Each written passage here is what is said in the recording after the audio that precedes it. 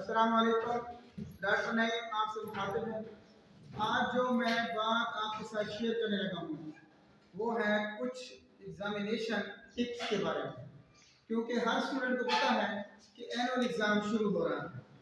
On word 6 से लेकर second year तक एग्ज़ाम स्टार्ट हो रहे हैं और जो मैं टिप्स दूंगा एग्जामिनेशन पॉइंट ऑफ व्यू से, कुछ एग्ज़ाम ऐसे हैं जो फिज़िकल हो रहे हैं कॉलेजेस में 6, 7, 8, 9 से, कुछ एग्ज़ाम 6, 7, 8 के मैनुअल हो रहे हैं, लेकिन कुछ एग्ज़ाम ऐसे हैं जो 9th, 10th, फर्स्ट और सेकेंड ईयर हैं, उनके ऑनलाइन चेकिंग होती है। इनकी चेकिंग फिज़िकली होती है, उनकी ऑनलाइन होती है। तो दोनों के साथ मैं कंपेयर करके आपको बताऊंगा कि आपने कौन कौन से टिप्स को माइंड में रखना है, किन किन बातों को माइंड में रख के आपने पेपर अटेम्प्ट करना है और क्या क्या प्रिपरेशन करनी है। एग्ज़ाम की प्रिपरेशन भी होती है। नंबर 1 जो बड़ी इंपॉर्टेंट बात है, एग्ज़ाम आपका शुरू हो रहा है कल से, तो आपने सबसे पहले अपनी सेहत का ख्याल रखना, केयर करनी है कि आपको टेम्परेचर ना हो, आपका गला ख़राब ना हो, आपकी तबीयत ख़राब ना हो, आपको वोमिटिंग ना हो, आपको मोशन ना लगे। यानी कि खाने पे कंट्रोल करना है, खाने की चीज़ों को भी आपने कंट्रोल रखना है। ज़्यादा नहीं खाना कि तबीयत ख़राब हो जाए। पूरे साल की मेहनत है और आपने उसको ज़ाया नहीं करना। पहले नंबर पे तो सबसे अहम चीज़ है, आपने अपनी सेहत का ख्याल रखना है। और दूसरे नंबर पे जो बड़ी इम्पोर्टेंट बात है कि डाइट का ख्याल रखना है ताकि आपकी तबीयत ठीक रहे और आप अच्छे एग्ज़ाम में अपीयर हो सकें, अच्छी तरह अपीयर हो सकें। अच्छा, नंबर 2 जो दूसरी बड़ी इंपॉर्टेंट बात है, आज जाके अपने pen, marker, pencil, sharpener, scale, razor, सारी चीज़ें, कंपास एक पाउच बना लें जिसके अंदर सारी चीज़ें हों। एग्ज़ाम में जो यूज़ हो सकती हैं सारी चीज़ें आपके पास होनी चाहिए। एग्ज़ाम में लेना, देना, ट्रांसफ़र, बोलना नॉट अलाउड। तो ये अलाउड नहीं होता, डिस्टर्बेंस अलाउड नहीं होती। तो आपके पास सारी चीज़ें होनी चाहिए, एक एक नहीं। आपके पास ब्लू पेन 2 हों, ब्लैक 2 हों, आपके पास उसके अलावा पेंसिल हो, रेज़र हो, शार्पनर हो, सारी चीज़ें आपके पास होनी है। एग्ज़ाम में जो यूटिलाइज हो सकती हैं, जो यूज़ हो सकती हैं, जो पॉसिबल इस्तेमाल की चीज़ें हैं वो आपके पास हो, आप जाके पाउच बना लें। नंबर 2 नंबर 3 बहुत इंपॉर्टेंट बात है, बहुत इंपॉर्टेंट बात करने लगा हूँ। एग्ज़ाम में जो सबसे इंपॉर्टेंट चीज़ होती है वो आपका है रोल नंबर। आपने रोल नंबर अपने माइंड में रखना है। अगर कॉलेज का एग्ज़ाम हो रहा है, स्कूल का एग्ज़ाम आपका हो रहा है, तो आप अपना नाम, roll number, registration number, class, section, ये 5 चीज़ें आपको पता होनी चाहिए और प्रॉपर जगह जो है उसको आप प्रॉपर जगह पे लिखें। उसके अलावा प्रोमिनेंट लिखें, क्लियर लिखें। मैंने हैंडराइटिंग देखी है, हैंडराइटिंग के लिहाज से मैं कहना चाह रहा हूँ इस्लामाबाद के स्टूडेंट्स की इंग्लिश तो चलो कुछ गुजारा है, उर्दू तो इतनी सेंटेंस कह दूँ ऐसे हैं जैसे कीड़े मकोड़े चढ़ रहे हैं। हम जब छोटे छोटे थे हमारे उस्ताद मोहतरम कहते थे कि सराकी में कि मकोड़े को आप धो दें और उसको छोड़ दें तो जिस तरह की वो डायग्राम बनाता है ना, ऐसी हैंडराइटिंग होती है आपकी कि पढ़ा नहीं जाता, नाम नहीं पढ़ा जाता, उसका अपना नाम लिखा होगा, हमें गौर करना पड़ता है कि क्या नाम लिखा हुआ है। तो सबसे इम्पोर्टेंट बात है रोल नंबर ठीक हो। आपको अगर रोल नंबर नहीं आता तो अटेंडेंस शीट आती है, आप अटेंडेंस शीट पे रोल नंबर अपना देख सकते हैं। रोल नंबर आपने ठीक लिखना है, नाम क्लियर लिखना है, क्लास क्लियर लिखनी है, सेक्शन क्लियर लिखना है और आखिरी बड़ी इंपॉर्टेंट बात, अटेंडेंस शीट जब आएगी अपने नाम के सामने आंखें खोल के अटेंडेंस जरूर लगानी है। सबसे जो ज़्यादा इंपॉर्टेंट चीज़ें हैं 2 एग्ज़ाम में, एक आपका रोल नंबर और एक आपकी अटेंडेंस, ये ज़रूरी है। ये मैं जो लेक्चर वीडियो बना रहा हूँ ये हर लेवल के स्टूडेंटों के लिए होगी, 6 से लेकर ऑनवर्ड, बल्कि मैं तो ये कहूँगा 1 से लेकर ऑनवर्ड। हर स्टूडेंट अगर ये सुनेगा तो उसको ये बात समझ आ जाएगी कि ये चीज़ बड़ी इंपॉर्टेंट है। मैंने बहुत सारे पेपर देखे हैं, बहुत एक्सपीरियंस है मुझे, 20 साल 25 साल हो गए वर्किंग करते हुए। अच्छा स्टूडेंट A1 पेपर होता है 100% नंबर लेने वाला, लेकिन रोल नंबर नहीं लिखा होता, उसके साइन नहीं होते, एक्स्ट्रा शीट का नंबर नहीं लगे होते, तो कोई ना कोई इतनी बड़ी ब्लंडर कर देता है कि फौरन पेपर आता लिखना शुरू कर दिया। नेवर, ये इसकी तरह में आऊँगा। तो आपने लिख लिया नाम रोल नंबर का, आंखें खोल के कर लिया, और उसके बाद बिल्कुल स्टिल आपने बैठ के दुरूद शरीफ पढ़ना है, आयत कुर्सी पढ़नी है, दुआ करनी है। इंशाअल्लाह मैं तैयारी करके आया हूँ, मेरा पेपर मेरा अच्छा हो, मेरा तैयारी के मुताबिक आए, मेरे अच्छे नंबर आए, और हो सके तो बावजूद होके पेपर दें। मैं ऐसे कहना तो नहीं चाहिए, मोस्टली एग्ज़ाम जो मैं देता था, जब मुझे अक्ल आई, जब मैंने पढ़ लिया वज़ू के फ़ायदे हैं, तो मैं सारे पेपर बावजूद होके देता। Matric, FSc, BSc, MSc, MPhil, PhD, BEd, MA, सारे एग्ज़ाम, बल्कि दरमियान में जो हेल्थ के मैंने और कोर्सेज किए हैं वो एग्ज़ाम बावजूद होकर देना चाहिए। अच्छे अच्छे जो खिलाड़ी हैं, जावेद मिर्ज़ा का आपने नाम सुना है, बहुत पाकिस्तान का वर्ल्ड, बल्कि दुनिया का वर्ल्ड क्लास बैट्समैन था। कभी आप उसका इंटरव्यू सुने, वो कहता था मैं हमेशा बावजूद होकर बैटिंग करने जाता था। बहुत सारे हमारे पाकिस्तानी खिलाड़ी ऐसे हैं जो बावजूद होकर बैटिंग करने जाते हैं और इस मैच बावजूद होकर खेलते हैं, और अक्सर बहुत सारे लोग ऐसे हैं, नेक लोग हैं, वो कहते हैं कि हम हमेशा बावजूद रहते हैं। बावजूद के बहुत सारे फायदे हैं, इसकी बात हम फिर कभी करेंगे, मैं वीडियो बनाऊंगा इसके लिए। तो कोशिश करें बावजूद होकर जाएं, और सीरियस कोई मिसबिहेव ना करें, कोई बदतमीजी ना करें, अपना रोल नंबर पे बैठें, सुकून से पेपर करें। करने के बाद कोशिश करें पूरा टाइम यूटिलाइज करें, नीट एंड क्लीन पेपर करें। अब मैं आ रहा हूँ प्रेजेंटेशन की तरफ। तो आपको पेपर मिल गया, बिस्मिल्लाह पढ़ के आपने पेपर को शुरू किया, एक दफ़ा दो दफ़ा रीड करें अच्छी तरह सुकून से। रीड करने के बाद आप उसको सेलेक्ट कर लें, इतने शार्ट क्वेश्चन मैंने करने हैं, उनको टिक कर लें। मैंने 10 करने हैं, ये ठीक है, ये ठीक है, ये 10 क्वेश्चन मैंने करने हैं। लॉन्ग भी सिलेक्ट कर लें, ये जो टिक कर दो, पहले टिक कर लें, टिक जैसे टिक करते हैं। जब आप पेपर अटेम्प्ट कर लें वो क्वेश्चन, फिर टिक को क्रॉस करते हैं, यानी कि ये मैंने क्वेश्चन कर लिया। ये आपकी एक कंफर्मेशन हो जाएगी कि मैंने ये क्वेश्चन करना है, और फिर मैंने इसको अटेम्प्ट कर भी लिया पेपर। तो दूसरी बड़ी इंपॉर्टेंट बात, बहुत सारे स्टूडेंट गलत करते हैं, अच्छी भी इसमें कभी कभी गलती कर देते हैं। क्वेश्चन पेपर के ऊपर जो क्वेश्चन नंबर होगा, आपने आंसर शीट के ऊपर वही लिखना होता है। अगर उधर आप क्वेश्चन पेपर में क्वेश्चन नंबर 2 है, आप इधर पहला क्वेश्चन कर रहे हैं, तो अक्सर स्टूडेंट क्वेश्चन नंबर 1 लिख देते हैं। नेवर, आपने वही नंबर लिखना है जो क्वेश्चन पेपर के ऊपर मेंशन है। शॉर्ट है, कोशिश करें सिस्टमैटिक पेपर करें, पहले शॉर्ट करें फिर लॉन्ग करें। बहुत सारे स्टूडेंट, मैं एक वीडियो बनाऊंगा कि बच्चे कौन कौन से मिस्टेक करते हैं पेपर की, ये भी मैं कोशिश करूंगा कल बना लूँ, परसों बना लूँ, कि कौन कौन से बच्चे मिस्टेक करते हैं। एक मिस्टेक बहुत ज़्यादा बच्चे करते हैं कि शॉर्ट क्वेश्चन किए कुछ, फिर लॉन्ग कर दिया, फिर शॉर्ट कर दिया, फिर लॉन्ग कर दिया। यार ये कोई तरीके हो?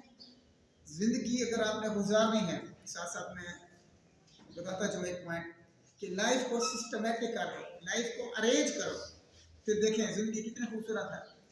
तो पेपर भी आपने तरतीब से करना है। हाँ, लॉन्ग पहले कर लें, पहले लॉन्ग कर लें, कोई टेंशन नहीं। दूसरे नंबर पे क्वेश्चन के पार्ट्स हैं ए और बी। आपने क्वेश्चन नंबर 2 किया, उसका पहले ए पार्ट करें, साथ ही बी करें। बच्चे मिस्टेक क्या करते हैं, ए उनको होश आता है, ए तो कर दिया, उसके बाद क्वेश्चन नंबर 4 कर दिया, फिर उनको होश आता है क्वेश्चन नंबर 2 का मैंने बी पार्ट नहीं किया, वो आगे जाके करेंगे। क्वेश्चन नंबर 2 का बी पार्ट लिख देंगे, उधर लिख देंगे क्वेश्चन नंबर 2 का बी पार्ट, देखिए सफा नंबर 6 पे। वाह क्या खूबसूरत आपने इंस्ट्रक्शन दी।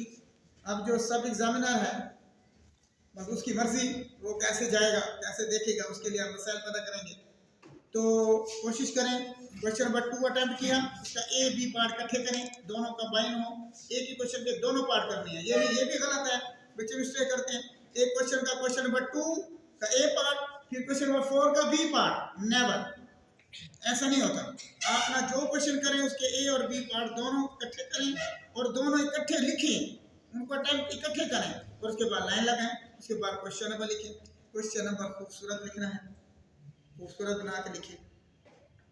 उसके बाद क्वेश्चन की हेडिंग्स दें, उसके बाद उसका आंसर दें, उसके बाद उसका आंसर दें, पॉइंट बना के लिखें। पॉइंट बनाने के बाद उसको लाइन लगा दें, क्वेश्चन कंप्लीट। उसके बाद क्वेश्चन नंबर नेक्स्ट आपने लिखना है। और पेपर में सबसे इंपॉर्टेंट चीज़ जो मैं बार बार कहता हूँ, सबसे हर क्लास में, हर एग्ज़ाम में, हर लेक्चर में, हैंडराइटिंग को इम्प्रूव कर लो, हैंडराइटिंग को फिट कर लो, हैंडराइटिंग को A1 कर लो, बल्कि यूँ कर लो। अगर हैंडराइटिंग आपकी अच्छी होगी, आज मैं एक इस फोरम पे अपनी वीडियो में एक सेंटेंस कहने लगा हूँ, अपने एक्सपीरियंस बेस पे कहने लगा हूँ।